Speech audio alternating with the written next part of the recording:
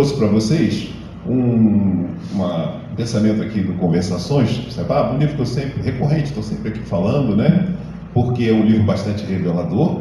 Quando eu li, eu fiquei bastante surpreso com várias coisas que li. Já tinha muitos anos de leitura espiritual, do próprio Sai Baba de Shivananda, mas quando eu li esse livro, marcou muito. Várias coisas aqui que para mim foram revelações. Então, eu gosto muito desse livro, porque um trecho dele, uma parte dele, foi realmente gravada, né, o início, até um certo ano. Depois, o Hislop, que era um devoto muito próximo do Sai Baba, né, o Sai Baba disse para ele que ele iria se iluminar na vida seguinte, para vocês terem ideia da grandiosidade dele, o calibre espiritual, o quilate espiritual dele, não é? Então, depois, no finalzinho desse livro, o Hislop escutava e imediatamente transcrevia o que ouvia, né? Então, muito bom, muito revelador. Aí tem um trecho aqui que Sai Baba fala sobre oração. Por quê? Já falei sobre esse tema aqui também, até inclusive num vídeo aí do canal do Betinho e tudo, mas um ponto específico, né? Eu me lembro de uma história que Sai Baba conta, Sai Baba mesmo conta, que o sujeito estava caminhando no deserto, e uma hora ele ficou cansado e se sentou, né, numa árvore, viu uma árvore, se sentou naquela árvore e disse assim: puxa vida, aqui tem essa sombra boa, só faltava ter um copo de água gelada aqui no deserto, né? Apareceu um copo de água gelada na mão dele e ele ficou assustado com aquilo. E, nossa, mas que isso? Ele bebeu água gelada, se sentiu, nossa, eu me sinto tão bem depois dessa sombra, dessa água gelada. Poxa, só faltava ter uma cama aqui agora. Aí a cama apareceu, ele estava na cama. Ele não entendeu o que estava acontecendo, ele disse: não é possível, tem alguma coisa estranha aqui. Agora só falta minha esposa aparecer. A esposa dele apareceu. Aí ele falou assim: não, agora eu não acredito nisso, aqui só pode ser o demônio. Aí virou um demônio e comeu ele. Então, Sai Baba conta que essa história demonstra exatamente como funciona a mente. Nossa mente é desse jeito. Ele diz que o mundo, ou ele, o Senhor, é Kalpa Vriksha. Significa, ele é Vriksha, a árvore do desejo ou da vontade. Kalpa, não é? Ele é isso. Ele diz isso na Gita Vahini. Eu sou Kalpa Vriksha. Eu estou aqui para atender os desejos de vocês. Então, cuidado com o que vocês pedem. É claro que isso ele que vai decidir se vai atender ou não, de quem ele atende ou não. Mas de tanto insistir, mesmo sabendo que aquilo talvez não fosse o ideal, ele atende. Ele já deu esse exemplo antes. Na certa vez, quando alguns aqui acompanharam na época, que alguns devotos foram escolhidos para ficar isolados nos Himalaias, lá em cima nas montanhas, não é? Em cavernas, isolados, sem acesso a absolutamente nada, e foram escolhidos, se eu não me engano, 5. Saiu até um livreto na época sobre isso, sobre essa escolha que Sai Baba fez. E um devoto que sentiu que poderia ir e pediu a Sai Baba: poxa, Sai Baba, eu quero ir também. Ele disse: não, você não pode. Ele disse: mas eu quero ir. Não pode. Mas, por favor, deixa eu ir. Não pode. E o menino ficou insistindo. Olha, Deus está dizendo que não pode. Não pode. Não é? Primeiro, ele escolheu 5. Depois a pessoa vem: não, o senhor deveria ter me escolhido, entre aspas, né? A pessoa pensa isso: o senhor deveria ter me escolhido. Eu posso ir. Não, você não pode. Não posso. Eu não vou decepcionar, não posso, por favor. Aí você fala: tá bom, então vai. Ele foi e desistiu, não aguentou, pediu para sair, não é? Mas você veja que Sai Baba atendeu o pedido dele, mesmo não sendo um escolhido para aquele tipo de atividade que ele queria, certo? Então, veja, nós temos que ter cuidado com o que a gente pede. Essa é a moral dessa história, Sai Baba diz, e que ele existe para atender o pedido do devoto. Isso é uma coisa muito significativa. Sai Baba já disse que ele escuta toda a oração. Qualquer oração que você fizer, eu vou escutar. Ela vai ser atendida de uma maneira ou outra, mas não da forma talvez que você queira, não é? A gente não sabe. De qualquer forma, há sempre aquela dúvida, não é? Mas para que eu vou pedir se o senhor sabe tudo? Então, com relação a isso, aqui no livro Conversações, essa foi a parte gravada, tá? Do iníciozinho do livro que foi gravado, que Sai Baba disse. Então é exatamente o que ele disse aqui. Hislop pergunta assim: Isso no capítulo 14, tá bom? Essa edição antiga, não vou nem dizer a página, porque, enfim, nem está sendo mais editado esse livro. Riesler pergunta: rezar a Deus não é o mesmo que mendigar? É uma dúvida, né? Então Sai Baba diz assim: pedir esmola a uma pessoa igual a você rebaixa você e ergue o outro. Mas quando você pede a Deus, você se eleva ao nível de Deus. Você deve pedir a Deus. Ele está dizendo que você deve e pedir a Deus. São duas palavras importantes: deve e a Deus. Pois ele diz: pedir a Deus é perfeitamente aceitável, não é mendigar. Então já deu essa resposta. Mas, Riesler dizendo, eu pensei que como Deus conhece cada problema das pessoas, se fosse apropriado remediá-lo, Deus o faria sem que fosse necessário pedir. A pergunta que ele faz aqui, muito inteligente, né? E a resposta de Sai Baba, a resposta muito importante é: não. É seu dever pedir a Deus. Palavras devem ser ditas e as palavras devem corresponder ao pensamento. O pensamento deve ser expresso em uma palavra verdadeira. É verdade que Deus sabe tudo, mas Ele requer que a palavra verdadeira seja dita. A mãe pode saber que para manter a vida, a criança precisa de alimento, mas o leite só é dado quando a criança pede. Não é? Então, Riesler novamente pergunta: não está claro quando se deve pedir a Deus e quando não se deve? Eu também queria que é insistente, né? É igual Arjuna. Se vocês lerem esse outro livro aqui, Fluir da Canção de Deus, se vão ver como Arjuna, não, isso não é dármico. Eu estou mandando, não, isso não é dármico, não pode ser.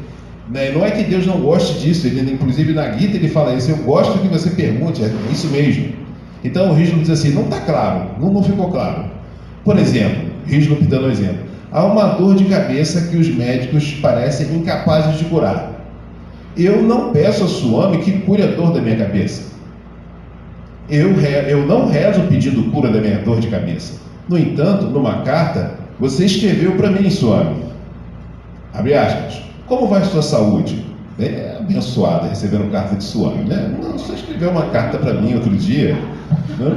Então, como vai a sua saúde? Não se preocupe a respeito dela. Se Deus está sempre com você, em você e ao redor de você, você não precisa se preocupar. E aí está dizendo: você não disse isso, porque agora está dizendo que eu tenho que pedir? Então Sai Baba disse: mas o que eu falei está correto. O que Baba disse é suficiente.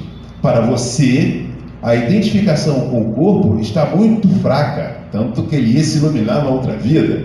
Não é verdade? Quantos de nós aqui vão se iluminar na próxima? Você tem uma dor de cabeça hoje, amanhã uma dor de estômago. Deixe-os ir embora, essas dores, né? Deixe-as ir embora. Não se preocupe com elas. Você não é o corpo. Uma vez que Baba disse a você para não se preocupar, se eu disse a você para não se preocupar, então não há necessidade de se preocupar, nem fazer um pedido para isso. Claro, se Deus falou com ele, né? Não se identifique com o corpo. Pronto. Mas Swami, o Riesler continua: Swami, quer dizer que para aquelas pessoas ainda intensamente identificadas com o corpo, a dor de cabeça contínua pode ser um tema apropriado para se pedir a cura numa oração? Sai Baba responde: sim. Mas por que incomodar Swami, entre aspas, né? Com uma mera dor de cabeça? Você pode dizer o mesmo aos outros. Então, é realmente apropriado pedir a Deus? Riesler me perguntou. Quando existe verdadeira necessidade, deve-se pedir que Deus atenda. Então ele está falando que deve-se pedir. Não importa. Aliás, isso é um tipo de devoto.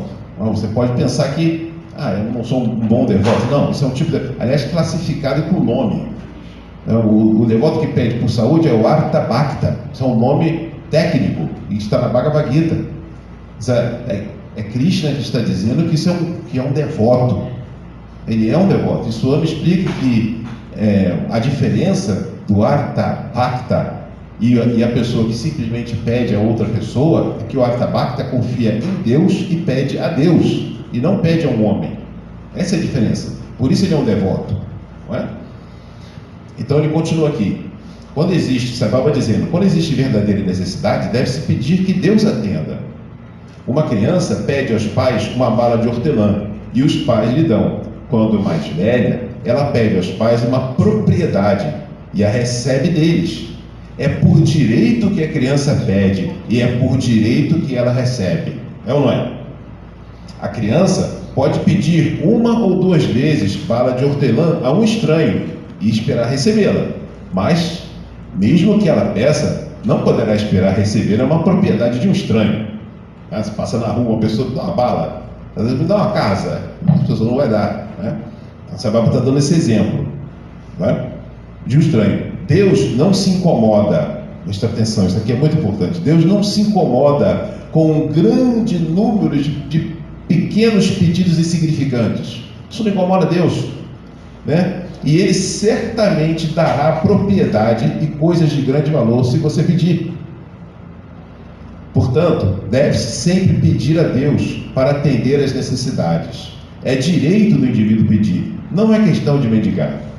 E eu lembrei uma vez o Yogananda, Paramahansa Yogananda, é porque a gente fica confuso, né? Mas uma hora Saibaba diz assim, vocês não devem ficar pedindo coisas materiais, vocês são espírito, peçam sabedoria. Ele fala isso, e depois ele diz uma coisa dessa.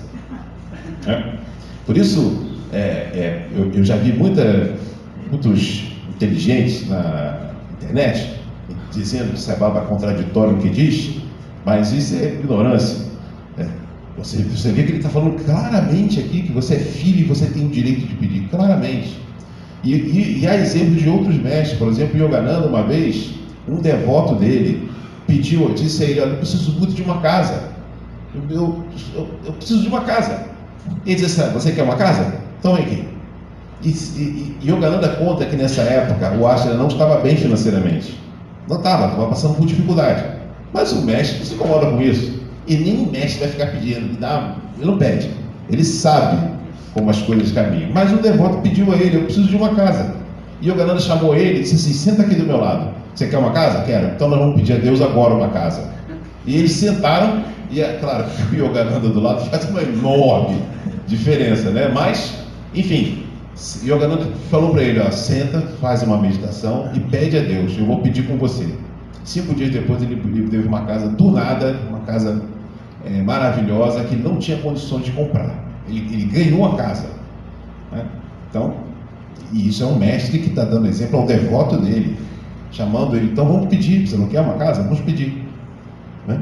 Você pode pensar assim, mas já cansei de pedir, não recebi, irmão. Isso aí é uma coisa que só você e Deus sabe, não só Deus sabe, mas o fato é, isso não é uma coisa ruim, pedir coisas materiais. Óbvio que você tem que ter uma consciência. O ideal é que você saiba que a casa tem que ter um propósito, que você vai usar ela de forma correta, não é verdade?